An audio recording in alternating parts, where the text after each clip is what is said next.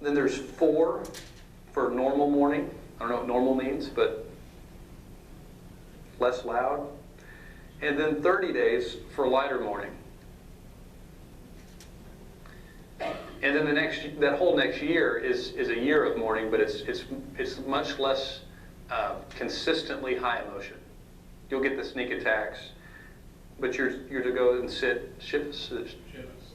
Yes, you're supposed to go every morning at sunup and be in the synagogue. In this case, they did it a similar way.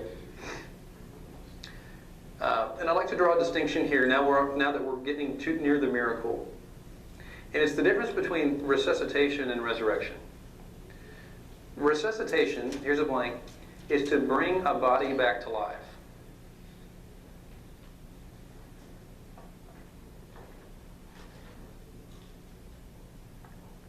Resuscitation is to bring a body back to life. Similar to restoring eyesight or healing leprosy.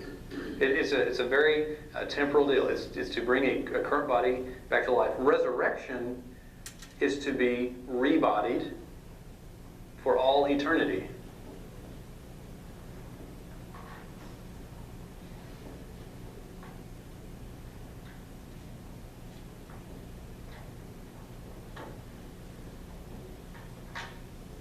So resuscitation is to bring a broken or dead body back to life, which is miraculous.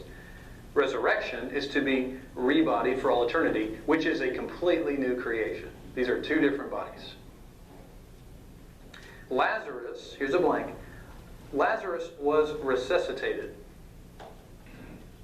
as a miracle.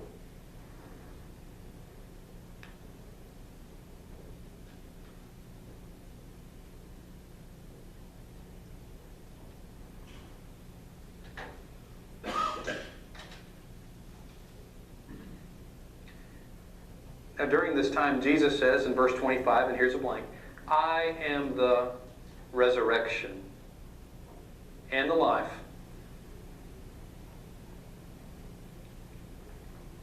And I've written this thought down with a blank for us. When the era of the resurrection comes, Jesus is the model and way for us all to experience resurrection, however you want to write that. He is the resurrection. He doesn't just resurrect people. He doesn't have the power to resurrect people. He is the resurrection. He's the one, I'm the one that's being resurrected, and it's through me in which you'll be resurrected too.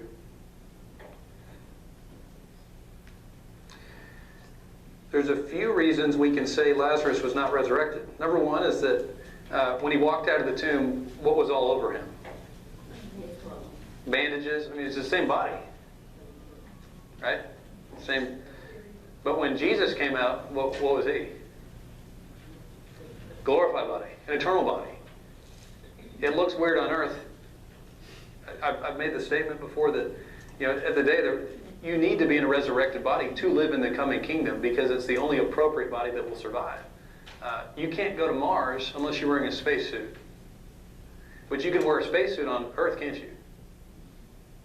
You look weird. You stand out. Jesus has to have a resurrected. We have to have a resurrected body to live in the consummation in the coming kingdom. And yet Jesus is the only one that we've had in all of history that has worn a resurrected body in this era. He's worn his spacesuit here. 1 Corinthians 15 is a great study if you'd like to go back and review that on your additional time. That's when it says that Jesus Christ in his resurrection is the first fruit, the first fruits of the resurrection of humanity. First fruits reminds us of the tithe, doesn't it? And if you remember the tithe, when you tithe 10%, that makes holy the whole batch. And so Jesus is our tithe, according to St. Paul. And then St. Paul, he's very linear. That's why I like him. He teaches about order, and he says there's an order to this. Everyone will be resurrected in their time. Number one will be Jesus Christ. He's already been resurrected, and he's going to lay at the foot of Jesus Christ, at the foot of the Father, every power and principality on earth. Every single power is going to be completely subdued and placed at the feet of God. And then Jesus is going to offer the keys back to the Father. Because remember, Jesus said in Matthew 28, All authority has been handed to him. In the coming kingdom, he's going to hand authority back to the Father, according to 1 Corinthians 15. Then the resurrection will occur. That's when you and I will be resurrected. So we can say that Lazarus wasn't resurrected, mainly because we haven't had the resurrection yet, and because clearly his body was resuscitated as opposed to being resurrected. I've heard this preached dangerously, I think, as if Lazarus was resurrected before Jesus. That I don't know what the thought process was, or it was probably just sloppy theology or biblical work. But this is a temporal resuscitation, and we know that Lazarus, like every mortal, died again. And so Jesus, it says, we're going to go to verse 21. Lord, Martha said to Jesus, if you had been here, my brother would not have died. But I know that even now God will give you whatever you ask. Jesus said to her, your brother will rise again. Martha answered, I know he will rise again in the resurrection on the last day, as theoretically down the road. But right now we need to mourn. Jesus said to her, I am the resurrection and the life. He who believes in me will live, even though he dies. And whoever lives and believes in me will never die. Do you believe this? Yes, Lord, she told him. I believe that you are the Christ, the Son of God, who was to come into the world. And after she had said this, she went back and called her sister Mary aside. The teacher's here, she said, and he's asking for you. When Mary heard this, she got up quickly and went to him. Now Jesus had not yet entered the village, but was still at the place where Martha had met him. When the Jews who had been with Mary in their house, comforting her, noticed how quickly she got up and went out, they followed her, supposing she was going to the tomb to mourn there. When Mary reached the place where Jesus was and saw him, she fell at his feet and said, Lord, if you had been here, my brother would not have died. Verbatim. When Jesus saw her weeping, and the Jews who had come along with her also weeping, he was deeply moved in spirit and troubled. Where have you laid him? He asked. Come and see, Lord, they replied. Verse 35. Jesus wept. Real quick, just an FYI. Verse 35, Jesus wept in Greek means tears fell, not wailed. The Greek word used for weeping and mourning throughout this whole chapter has to do with wailing. Very emotional, emotive type, traumatic mourning. But only for Jesus there's one word. It's just used for him. Forget the Greek word, but it means simply tears fell. I don't know why that distinction would be there. But for Jesus, he was moved enough to let tears fall.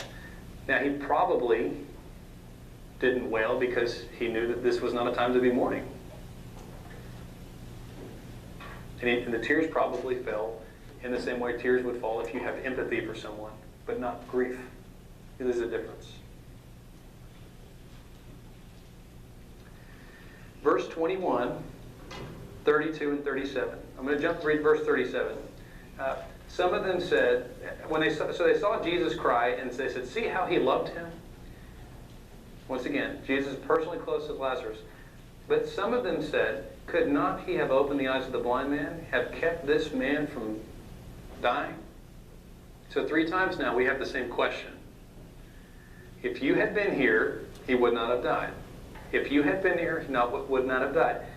And publicly, they're divided on this, the crowd. Someone's excited, someone's not. Some said he loves Lazarus, look how much he loves him. The other group said, yeah, but if you really loved him, right. This goes to is there blank for you? Most of us naturally ask, why did he let this happen?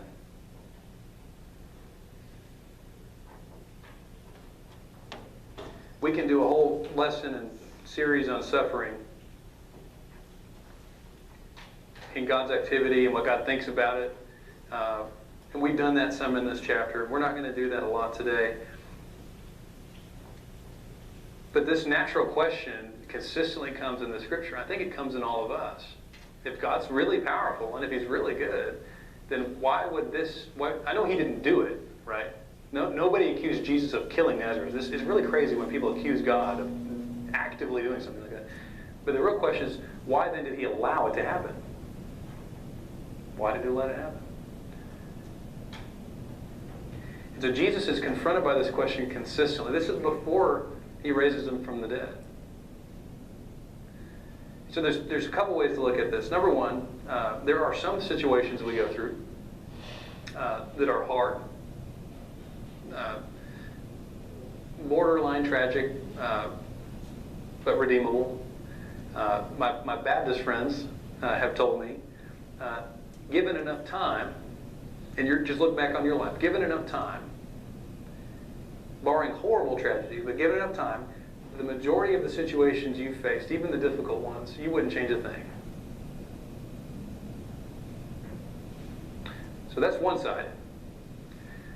Another side is, there is an assumption that says, just because I don't understand it, I don't understand why the suffering occurred, why I got hurt, why someone lost their life, just because I don't understand it, therefore means that it was pointless. We've heard that, right?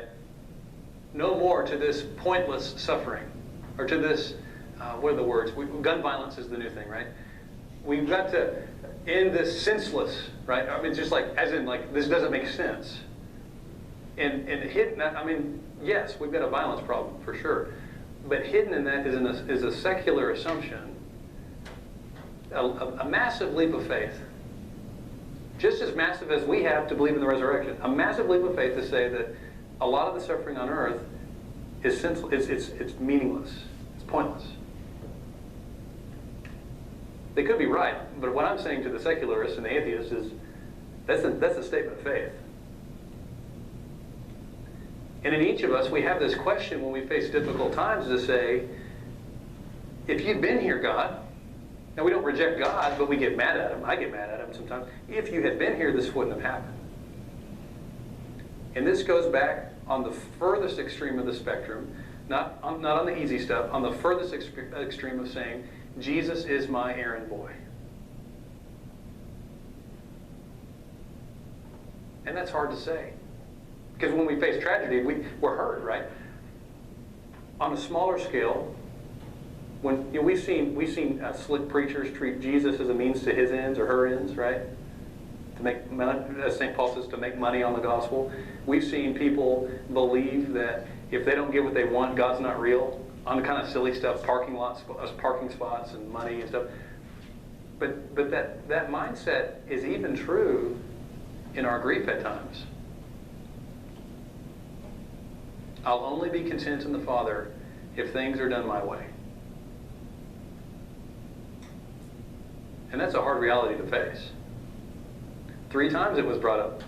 If you had been here. Now in this one situation, as we started this whole lesson, this is one of those situations that was chosen, was favored, and selected by God as miraculous. Because this story could have ended with Jesus coming in and doing pastoral care and having a funeral, and but this is a different story. So we're going to move on to the last section here. I'm sorry. I don't have any notes on this part. But we're still in verse 38. Jesus once more, deeply moved, came to the tomb. It was a cave with a stone laid across its entrance. Take away the stone, he said. But Lord, said Martha, the sister of the dead man, by this time there is a bad odor, for he has been there for 4 days, helpless. Then Jesus said, did I not tell you that if you believed, you would see what? God's glory. This is one of these, he's don't you wish you had instructions at the beginning of a situation? Right? Like, we just act on absolute faith. Jesus is in the flesh saying, no, I got this. It's going to be horrible. and it's going to come out great.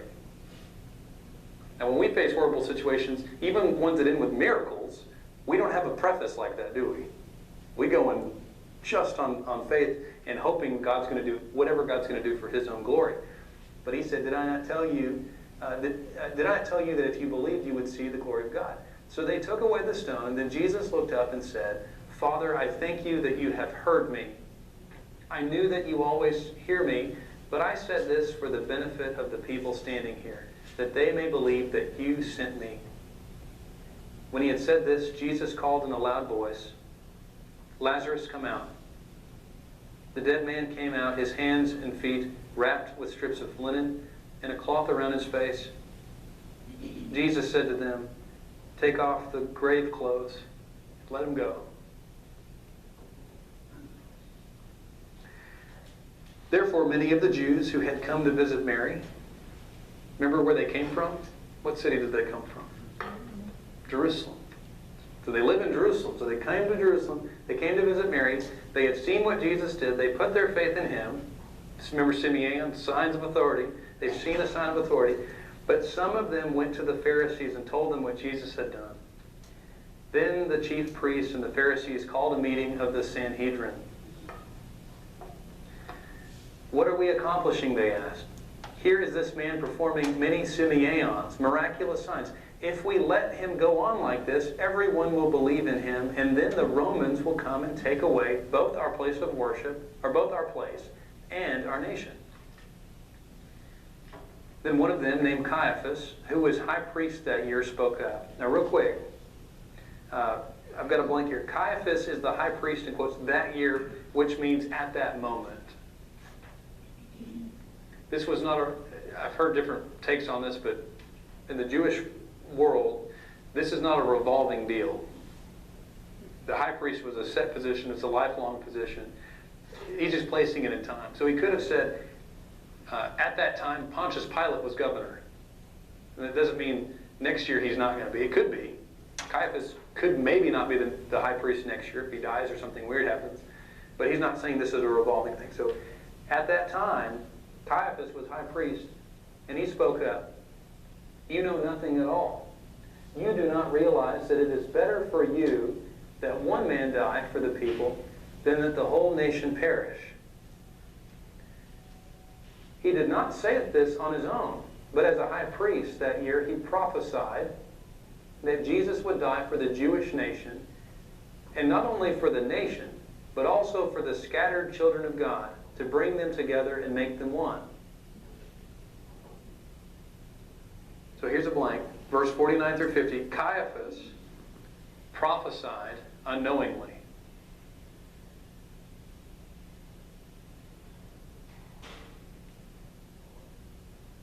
He's clearly saying, if we can get rid of this one guy, even if it includes his death, that's going to be better for... He's utilitarian.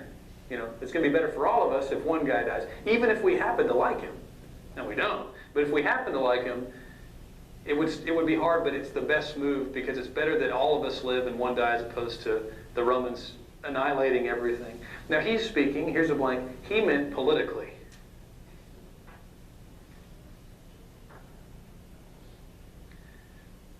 But God prophesies through him, and God meant in terms of sin and the kingdom of God.